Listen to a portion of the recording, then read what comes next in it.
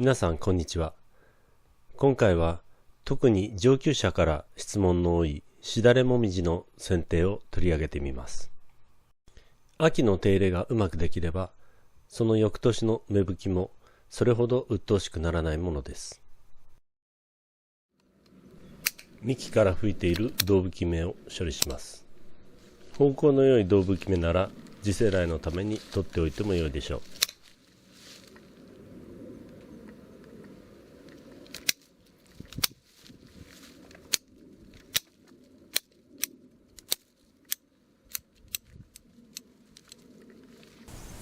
いわゆるしだれものの剪定の基本は、外芽を残してそこまで切り戻すのが普通ですけれども、あまり極端に上向きに出ているような、ちょっと立ち上がり気味に出ているような外芽は取ってしまいます。なだらかな曲線を描いている外枝を残すのがコツです。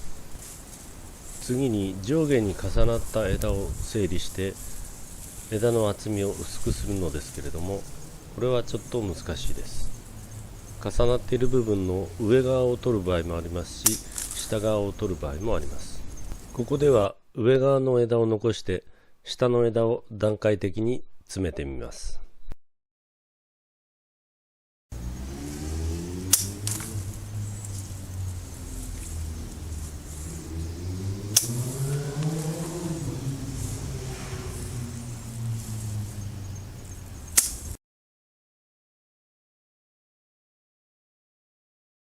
こうすると重なっていた枝が一重になってすっきりします。次に重なっている上側の枝を取る場合です。ここでは隣から伸びてきている越境枝が上にかぶさっていますので、それを取ります。次に残った枝の分岐を整理します。三つ股のようになっていたら二枝に整理します。以前にも言いましたが、残す枝を先に決めてそれ以外を切るというのがコツです。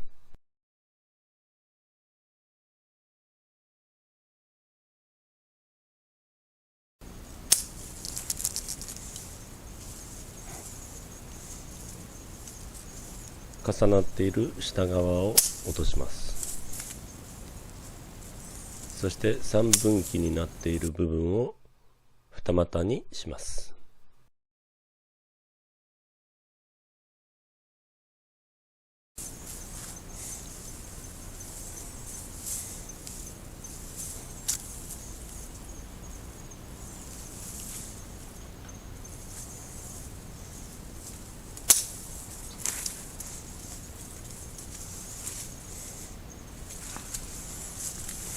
胴吹き枝や不自然な立ち上がり枝を取り除きます。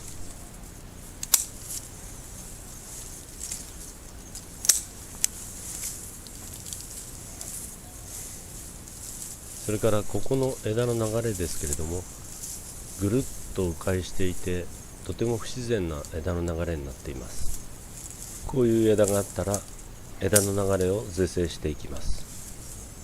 こちら側に向かっている枝は取ってしまった方が良いでしょう。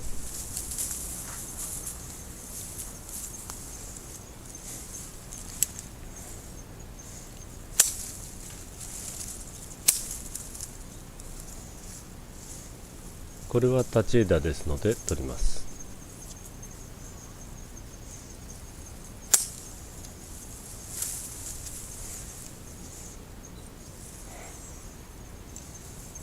枝先は何段階か切れる場所があります。状況に合わせてどの段で切るか決めます。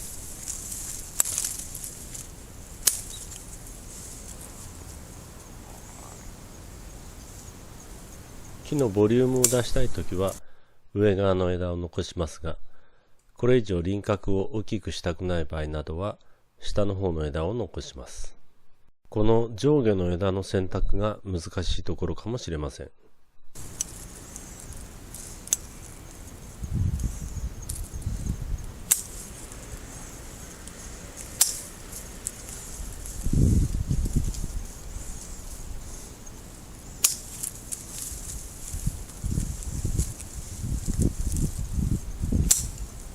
ここまでご覧になっていればお分かりかと思いますけれども、枝先は絶対に詰めません。枝先をちょんと切った途端にその木は自然っぽくなくなります。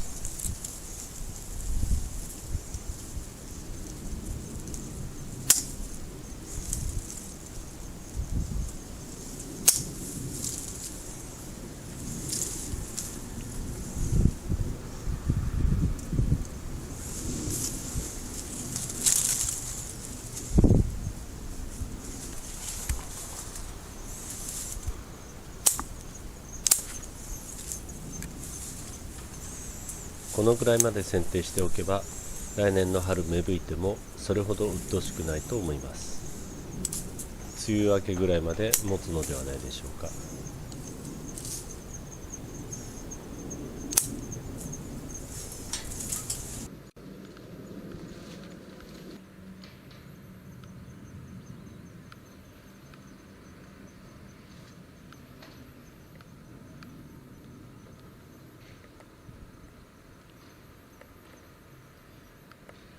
もう一本家側の木を剪定します。しばらく解説はしません。